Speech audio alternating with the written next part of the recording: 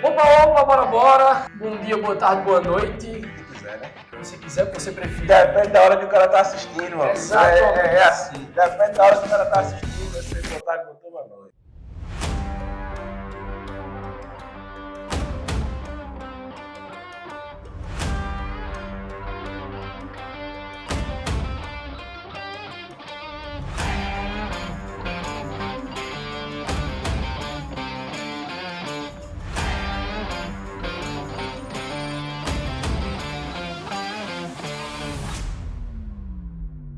Estamos aqui para nossa primeira central da Copa. Aqui quem vos fala é o Gustavo Macedo, da forma que você quiser chamar. Do meu lado, Rafael Aguiar, estamos aqui para começar a semana da Copa com vocês, falando o que aconteceu. Vamos começar aqui falando o que antecedeu a Copa do Mundo, antes do pontapé inicial, né? Que um dos deu muito o que falar foi o time da França. o time da França veio aí de muitas baixas que eram, né, nomes que eram muito cotados a serem personagens principais, né? Pogba, Kanté e o Benzema, que se contundiu agora recentemente, o melhor jogador do mundo, de fora da Copa do Mundo, pela atual campeã da Copa do Mundo, que realmente é um grande problema da seleção da França. Quantos jogadores total, Gustavão, que ficou de fora aí da França? Total são 6, posso não lembrar todos os nomes, mas eu vou tentar colocar aqui, rolando aqui embaixo. Betinho desenrola. Betinho desenrola? Betinho desenrola.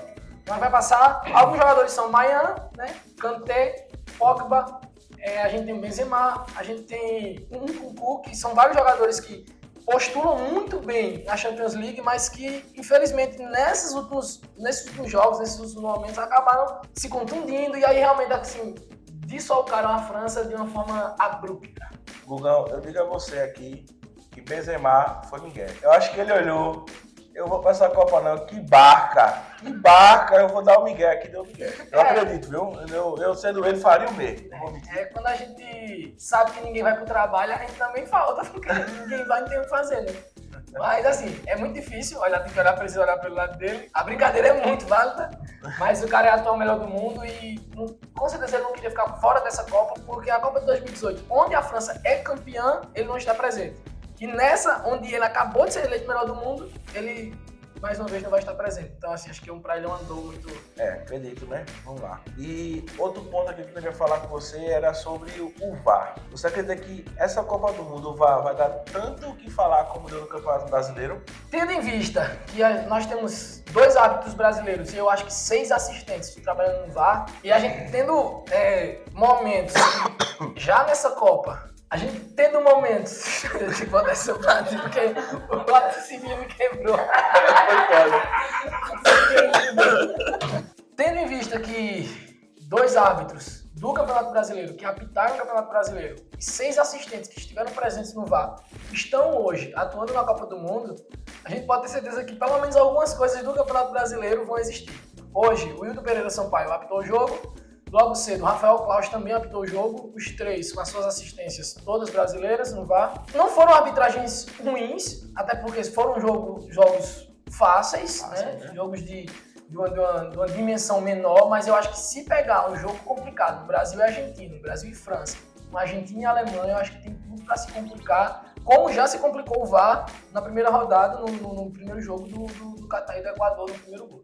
Né? Já deu, assim, foi bem anulado, mas já, até agora, nesse segundo dia, o VAR não deu o que falar ainda, né? Foi bem anulado, realmente o gol do Equador. Como você estava falando, o jogo do Equador e Catar, assim, no primeiro dia da abertura de Copa, começando o clima de Copa, meu amigo, complicado, né?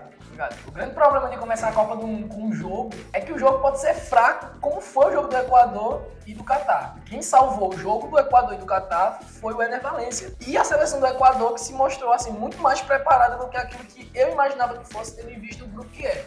Seleção nova, né? Seleção nova, jogadores com a renovando. Idade de 22, 21 anos, 20 anos. Jogadores que jogam na Premier League, jogadores que são jogadores de times grandes, mas que realmente, assim, a seleção do Equador, ela não tem uma tradição muito grande no futebol mundial. Então você diria mais que foi não mérito do Equador, mas sim a falta de capacidade do Catar. Você tá querendo colocar palavras na minha boca. Na verdade, Eu acho que foi um mix, né? Foi um mix de problemas que o Catar teve em seu time, em sua estrutura de time. Alguns jogadores que são bons e que se destacam, alguns jogadores que entraram, inclusive, no segundo tempo, que jogaram muito melhor do que alguns jogadores que já entraram como titular no primeiro tempo. Mas, assim, foi um grande... Né, um jogo que, sim, foi bom pelo resultado, mas foi um 2-0 que talvez tenha enganado um pouco. O grande problema é que Equador, mesmo que ganhando, agora vai ter um jogo Senegal e Holanda, né? Vai pegar os dois nas próximas rodadas, e aí corre o risco de ficar em terceiro no grupo, se não ganhar nem para Senegal e nem para Holanda. Você falou que foi um mix. Eu não posso deixar de pontuar que o goleiro do Catar, ele não tem nem tempo de bola. Se fosse o treinador, eu comprava um relógio para ele, botava no braço, pra ele ter um tempo de bola, que é complicadíssimo o tempo de bola dele. Uma ampulheta do Egito, por favor, para ele, que acho que o rapaz vai precisar. E você falou de Valência, né, que fez o primeiro hat-trick da Copa do Mundo. Infelizmente foi um anulado, um dos gols que ele fez foi anulado, mas fez 2 gols e já tá disputando a artilharia aí. Até o momento ele é o artilheiro da Copa do Mundo, né? Acho que ele tá brigando com o Saka, que fez 2 gols hoje, na goleada da Inglaterra contra o Irã. O Saka que fez 2 gols. Provavelmente, pode ser que postule também aí, né? A expectativa era que na Inglaterra quem fosse o artilheiro fosse Harry Kane, que hoje não foi artilheiro, hoje ele foi garçom, né? Foram 2 assistências, jogou muito bem, mas assim... Tu não achou ele apagado hoje na partida, não? Pra a peça-chave? Eu acho que para a expectativa da forma com que a Inglaterra jogou, e muito explorando as pontas. É muito bom para um centroavante como ele, Só que assim você acaba que você perde movimentação do próprio atacante. E a defesa do Irã, apesar do resultado ter sido muito elástico, mas a defesa do Irã, ela é de fato uma defesa muito consistente. Hoje, realmente, assim, o time jogou muito bem na Inglaterra, a seleção da Inglaterra jogou muito bem. É uma coisa que não vinha acontecendo na Nations League, por exemplo, mas que hoje deu resultado e a gente espera que esse resultado não se dê muito, porque a gente quer o Hexa pra gente. Não, vai chegar. Esse Hexa vem pra gente. Estamos muito confiantes. Né? Mas vamos passando cada vez. Com certeza. Né? E vamos falar aqui de Kevin Rodrigues, primeiro jogador de Série B a jogar a Copa do Mundo. Primeiro jogador de Série B, acho que tem 2 anos, se eu não me engano. 2 anos. Primeiro jogador de Série B da história, né, de uma segunda divisão a jogar uma Copa do Mundo. E eu digo mais, assim, acredito que no Brasil hoje, no futebol, nós temos nossa Série B, tem grandes jogadores. Você conseguiria citar um nome de um jogador da nossa Série B que conseguiu jogar uma Copa do Mundo? Eu gosto muito do Gabriel Peck, que jogava no Vasco. Joga no Vasco, né? Ele estava jogando na Série B, agora vai jogar a Série A. E alguns jogadores do Cruzeiro que também, assim, o Cruzeiro basicamente chegou na Série A com 6 ou 7 rodadas de antecedência, se não me falha a memória, se não foi, só me corrigir aqui. Mas basicamente foi isso. Óbvio que tem jogadores de segunda divisão. O grande problema é que o Brasil, ele é um campo muito grande de muitos jogadores, e muitos postulando muito bem, sendo coadjuvantes, sendo protagonistas de times grandes na Europa. Então acho que isso dificulta, mas que se tiver, tem. E outra, desafio você ainda. Se você me entregar 5 nomes, 5 jogadores da Série B que podem jogar a Copa e me convencer, vou desenhar da Superbet por conta do pai, anota que a gente... Olha aí, vou mandar minha lista de nomes. Vai que eu ganho. Vamos lá, Gustavão. Hoje aqui saiu a primeira goleada, né? Que a gente já falou aqui da Inglaterra contra o Irã. Um jogo fácil para a Inglaterra. A gente também não tem nem muito o que está comentando aqui. Eu acho que a Inglaterra, pelo que apresentou, não dá nem para dizer que é um dos favoritos para a Copa, porque cara, não pegou uma seleção que não tem uma qualidade de disputar um mata-mata. Pelo que você pôde ver hoje do jogo, você apontaria ela como uma favorita ou fez o que fez hoje porque realmente é uma seleção fraca? A seleção da Inglaterra, ela na verdade, ela se mostra que é o fortalecimento de um ciclo. Em 2018 esse ciclo foi iniciado, né? O Rashford, que hoje marcou, tá com 25 anos, na outra Copa ele tava com 21. Muitos outros jogadores como Mason Mount, acho que como Phil Foden, estavam naquela época como se fosse a nova geração da seleção inglesa. E eles chegaram na semifinal. Hoje, a gente pode ver 3 jogadores muito novos, né? O Bellingham, o Saka e o Rashford, marcando gols, sendo importantes dentro do jogo. E, assim, é a constatação de uma nova geração. Posso ser que seja favorito? Com toda certeza, não tenho dúvida. Principalmente pelo grupo que tá. É um grupo que tá, entre aspas, um pouco mais fraco. Acho que com Estados Unidos e Irã de um lado.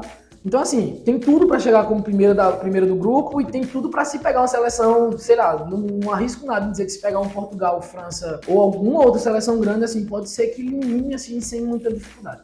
França, né, com os desfalques, eu acredito que seja um cenário até possível, muito possível. E hoje também a gente teve o jogo da Holanda, um jogo muito fraco, a gente acompanhou, eu achei... A Holanda vem deixando a desejar um grande tempo já, né, que a gente acompanha a seleção holandesa. Eu não vejo, achei que o resultado foi muito injusto, né, pelo que a gente acompanhou. Queria que você comentasse um pouquinho sobre esse jogo da Holanda com o Senegal.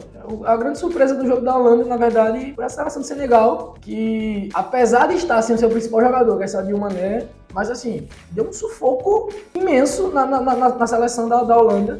A Holanda que basicamente tem a sua base com jogadores que jogam em times da Holanda, né, como Ajax, como PSV, mas que tem alguns jogadores que jogam em times grandes, como o Frank de Jong, que joga no Barcelona, mas assim, não consegue desenvolver um futebol e não consegue entregar, apesar de jogar um futebol que até parece ser bonito na prática, e até o resultado do jogo de hoje não refletiu nada do que realmente foi o jogo. Quem pegou os últimos 10 minutos de jogo vai dizer que assim, que a Holanda amassou a seleção de Senegal. Só que quem assistiu realmente do começo até o final do jogo vai entender que Senegal ele foi muito superior, assim, eu posso dizer assim, na dor de braçadas hoje contra a Holanda. E assim, o grande destaque do time da Holanda foi o goleiro, né? O goleiro realmente garantiu os 2-0, aonde teve grandes chances do Senegal e podia ter mudado o resultado da partida, né? Se faz se faz 2 gols, acredito que se faz até um gol, dificilmente a Holanda voltaria para essa partida, porque o Senegal jogou muito retrancado. Eles sentiram no decorrer da partida que eles sentiram a chance de ganhar e foram para cima para ganhar o jogo mesmo. Acho que eles arriscaram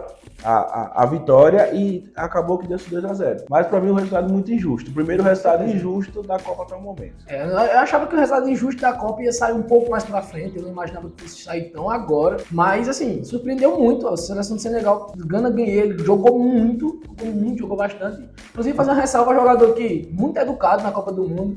Nossa produção aqui conhece, né? O nome dele já é Bom Dia. Bom dia. Vai aparecer isso aqui. Betinho, bota pro pessoal conhecer. Bota a foto aí. Bom dia. O jogador mais educado da Copa do Mundo eleito pela nossa produção. Mas assim, foi realmente uma surpresa muito grande. A seleção do Senegal pode vir forte, pode chegar com certeza aí, postular oitavas, talvez quartas, dependendo do adversário que pegar. Se algum grande passar em segundo colocado aí, se a Inglaterra, por exemplo, passar em segundo colocado no grupo A, provavelmente vai pegar o primeiro colocado do grupo B, e aí se o Senegal passar em primeiro, provavelmente possa ser que, enfim, as coisas são muito grandes. Estão muito abertas aí. Muito abertas. Só tá começando a Copa do Mundo. E tu falou do jogador do Senegal, Bom Dia, também tem um cantor Pichote, né? Que fazendo a pontinha do treinador do Senegal. Exatamente. Pelo amor de Deus, se for insegurança, tira do meu coração. Mas que Dodô Pichote tava magnífico ali na... Por isso que o Senegal jogou direitinho, afinado. A rodada hoje foi, pra mim, que Jesus do Mar. Estados Unidos e País de Gales. Vamos comentar ou não vamos? Na verdade eu não queria, porque jogo que pra mim, assim, primeiro jogo de interclasse da escola de bairro, porque realmente assim... Os Estados Unidos, ele procurou, no começo do jogo, ganhar, pressionou, mas depois acabou, o jogo esfriou de um jeito. Gareth Bale apareceu no lance, no pênalti, e tentou um gol no meio de campo.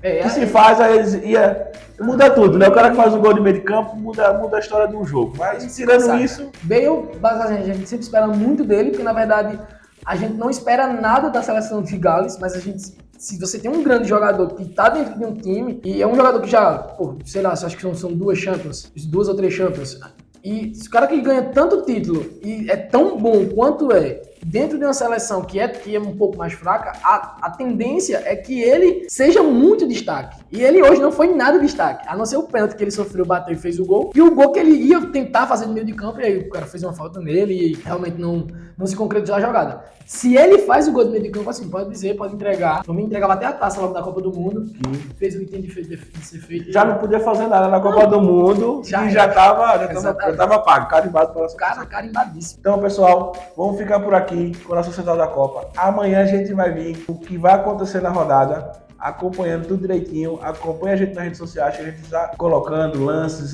tudo que vai acontecendo durante a Copa, certo? Aqui é Rafael Aguiar. Com vocês, Gustavo Macedo, um grande prazer mais uma vez. Estaremos aqui todo santo dia, a gente espera. Se nosso editor não nos der um problema, mas a gente vai estar aqui todos os dias, passando todas as informações de todas as rodadas para vocês. Me sigam nas nossas redes sociais, vai estar aqui embaixo. Prazer imenso, até amanhã. Essa foi a nossa Central da Copa. Valeu. Beijo no gosto.